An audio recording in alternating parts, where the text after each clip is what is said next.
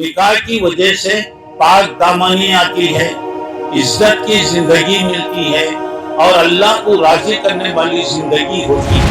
اور جب بھی نکاح کا پیغام آتا ہے تو اب بتایا لڑکی کے لیے 4 چیزیں دیکھتے، اس کے مال کو دیکھتے، خاندان کو دیکھتے، خوبصورتی کو دیکھتے۔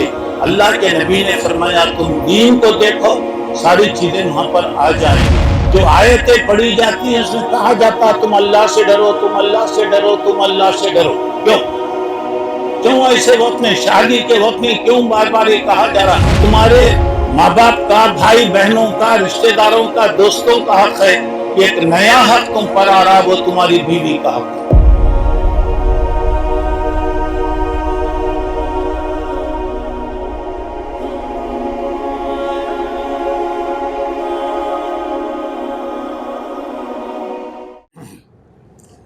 السلام علیکم ورحمۃ اللہ وبرکاتہ۔ الحمدللہ نحمدہ ونستعینہ ونستغفرہ ونؤمن بہ ونتوکل علیہ ونعوذ باللہ من شرور انفسنا ومن سیئات اعمالنا من یہدہ اللہ فلا مضل لہ ومن يضلله فلا هادي له واشهد ان لا اله الا الله وحده لا شريك له واشهد ان محمدا عبده ورسوله اما بعد فان خير الحديث كتاب الله وخير الحدي حدي محمد صلى الله عليه وسلم وشر الأمور محدثاتها كل محدثة بدعة وكل بدعة ضلالة وكل ضلالة في النار فأعوذ بالله السميع العليم من الشيطان الرجيم بسم الله الرحمن الرحيم يا أيها الناس اتقوا ربكم الذي خلقكم من نفس واحدة وخلق منها زوجها وبث منهما رجالا كثيرا ونساء واتقوا الله الذي تساءلون به والأرحام إن الله كان عليكم رقيبا يا أيها الذين آمنوا اتقوا الله حق تقاته ولا تموتن إلا وأنتم مسلمون يا أيها الذين آمنوا اتقوا الله وقولوا قولا سديدا يصلح لكم أعمالكم ويغفر لكم ذنوبكم ومن يطع الله ورسوله فقد فاز فوزا عظيما وقال النبي صلى الله عليه وسلم النكاح من سنتي وقال عليه الصلاة والسلام فمن رغب عن سنتي فليس مني نسأل الله أن يجعلنا ممن يطيعه ويطيع رسوله ويتبع رضوانه ويجتنب سخطه فإنما نحن به وله وصلى الله على سيدنا محمد وعلى آله وأصحابه وأزواجه وأهل بيته وسلم تسليما كثيرا۔ بزرگان محترم، عزیز دوستوں اور بھائیوں اور میری اسلامی ماں اور بہن، अल्हम्दुलिल्लाह हम लोग एक मुबारक और एक अच्छे काम के लिए यहाँ पर जमा हुए हैं। ये निकाह की मजलिस है। निकाह की मजलिस दुनिया की तमाम मजलिसों में सबसे प्यारी, सबसे अच्छी और सबसे मुबारक मजलिस। इसमें एक लड़का और एक लड़की आज तक दोनों अलग अलग थे, जिनका किसी किस्म का कोई ज़ाहिरी ताल्लुक़ नहीं था। आज अल्लाह के हुक्म से दोनों को मिलाया जाता है और इसके बाद वो मियाँ बीवी की हैसियत से इंशाअल्लाह ज़िंदगी करेंगे। एक दूसरे की खुशी, एक दूसरे का रंज, एक दूसरे की तकलीफ और एक दूसरे के ज़िंदगी के पार्टनर और साथी होंगे। और निकाह ऐसी चीज़ है जिससे ईमान मजबूत होता है। निकाह से पहले आदमी चाहे कितना भी नेक हो, उसका आधा ईमान होता है। निकाह के बाद उसका ईमान मुकम्मल होता है। अल्लाह के नबी सल्लल्लाहु अलैहि वसल्लम ने फरमाया, अपने आधे दीन की तुम हिफाजत करो। मेरे भाइयों, मेरी बहनों, निकाह से ज़्यादा दिलों को जोड़ने वाली कोई चीज़ नहीं, निकाह से ज़्यादा मोहब्बत पैदा करने वाली कोई चीज़ नहीं, निकाह से ज़्यादा रिश्तों को जोड़ने वाली कोई चीज़ नहीं। और अल्लाह के नबी सल्लल्लाहु अलैहि वसल्लम ने फरमाया, निकाह से ज़्यादा दुनिया में कोई प्यारी चीज़ नहीं, दुनिया में निकाह से बढ़कर कोई अफजल चीज़ नहीं है। अब क्या है, लव मैरिज या आजकल जैसे कुछ भी होता है, ये सब वक्ती चीज़ें हैं।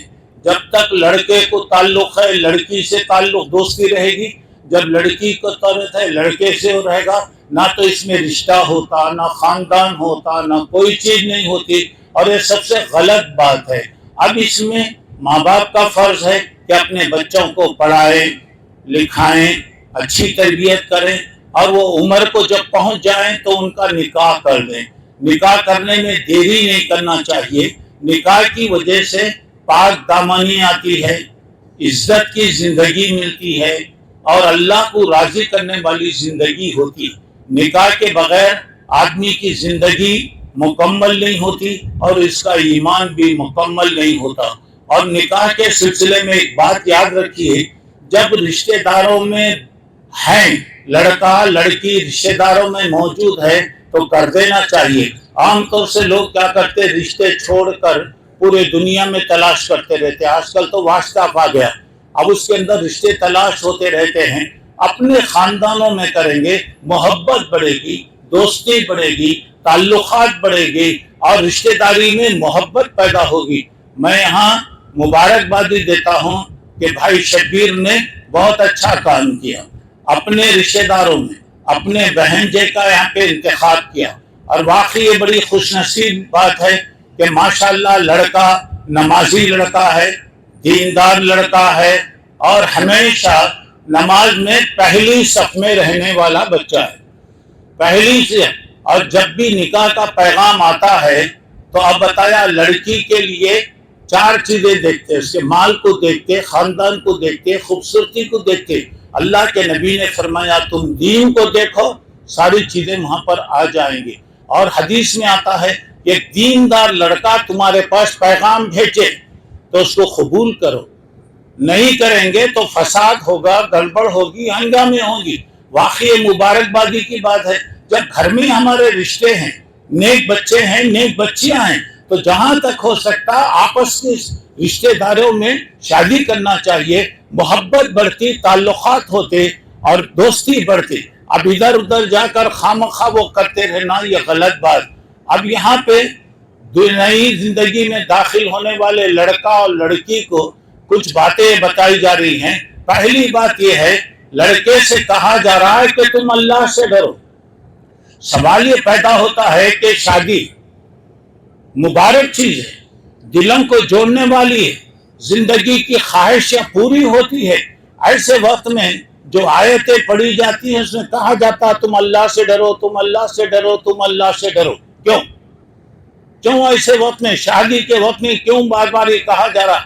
बात दरअसल ये है मेरे भाइयों और मेरी बहनों, अल्लाह का डर अगर इंसान के दिल में अगर हो तो अल्लाह उसकी मदद करता, अल्लाह उसे गैब से देता, اللہ تعالیٰ اس کو روزی دیتا.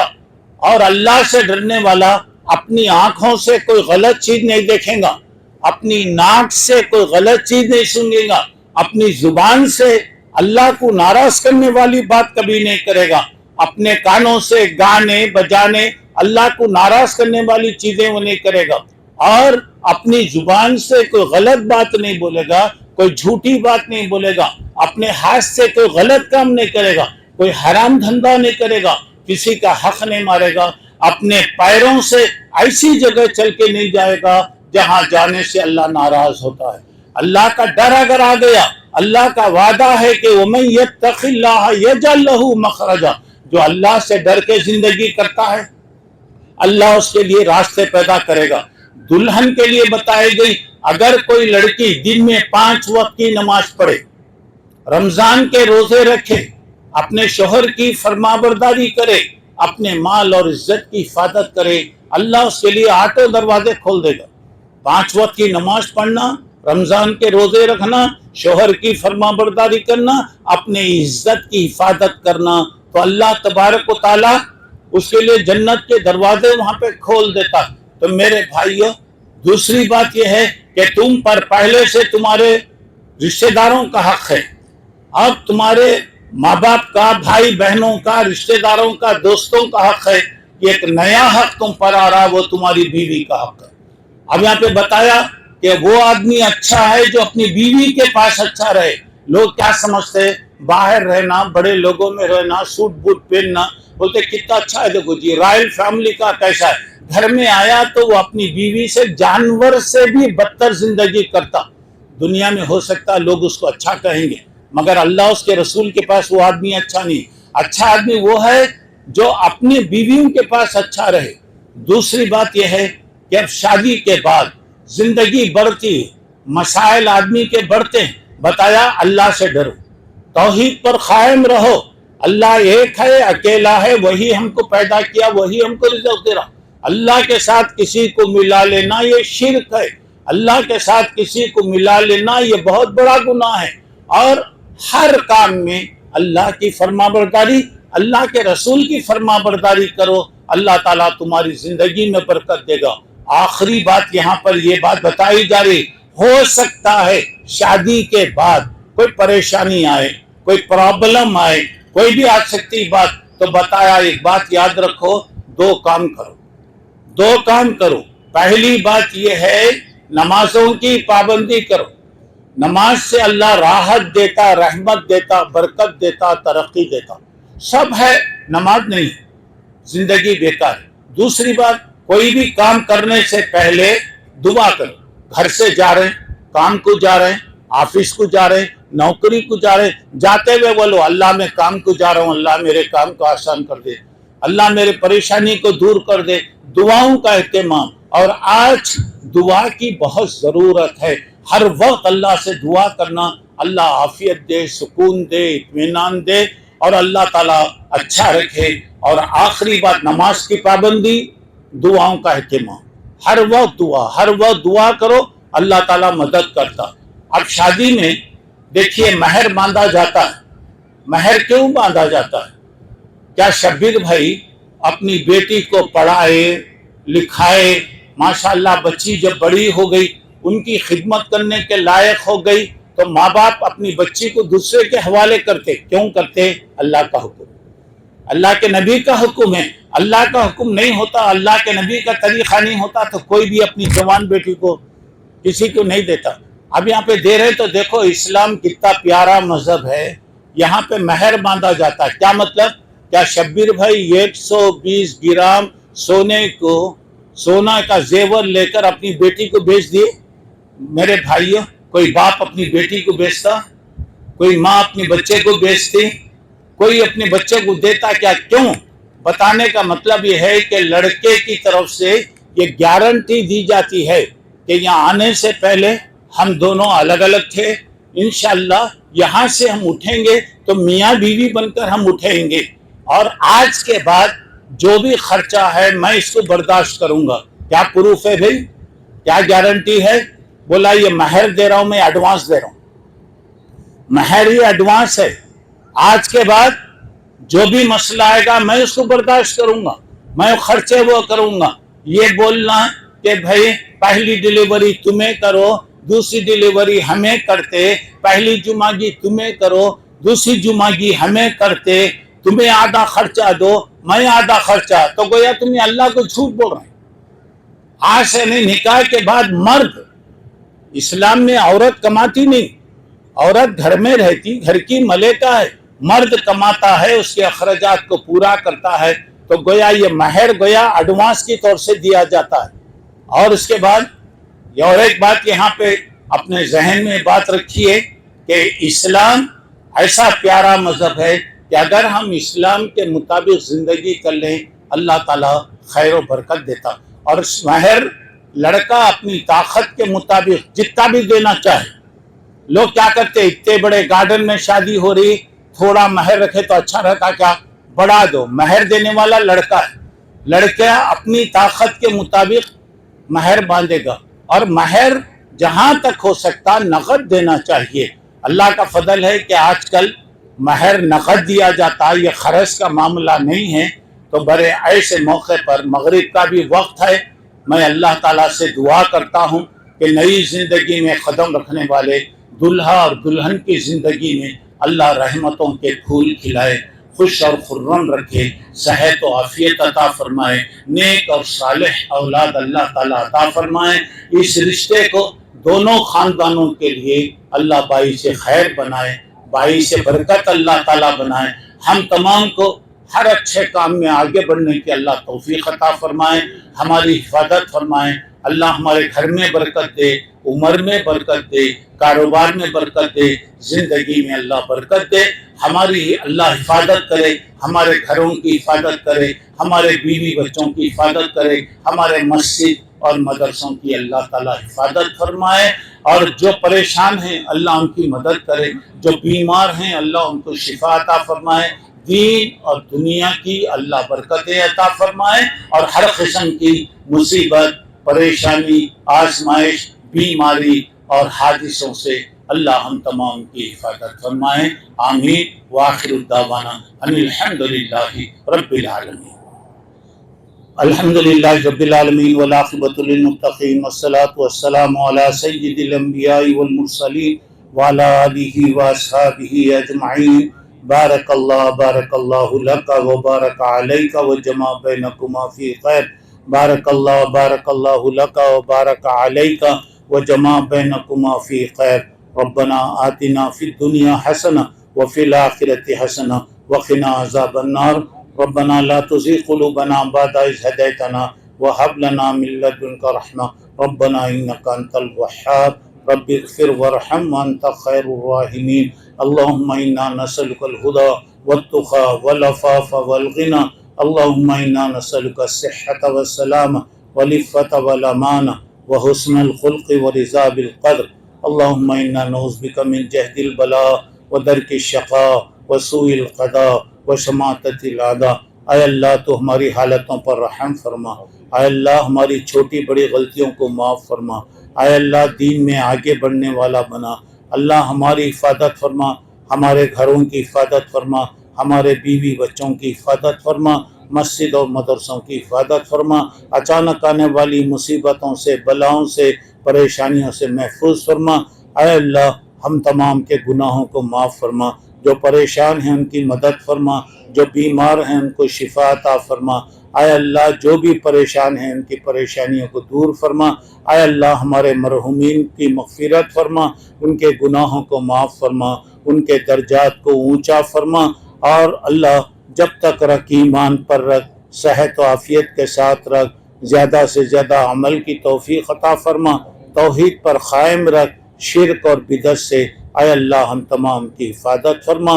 جب بلا لے تو ایمان کی حالت میں بلا لے، تو ہم سے راضی ہو جا اور ہمیں تجھ سے راضی کر لے۔ اللہ اس شادی کو مبارک بنا، اس رشتے میں برکت عطا فرما، نیک اور صالح اولاد اللہ تعالیٰ عطا فرما۔ ربنا تقبل منا انک انت السمیع العلیم وتب علینا انک انت التواب الرحیم توفنا مسلمین والحقنا بالصالحین۔ سبحان ربنا رب العزت عما یصفون وسلام علی المرسلین والحمد للہ رب العالمین، آمین آمین یا رب العالمین۔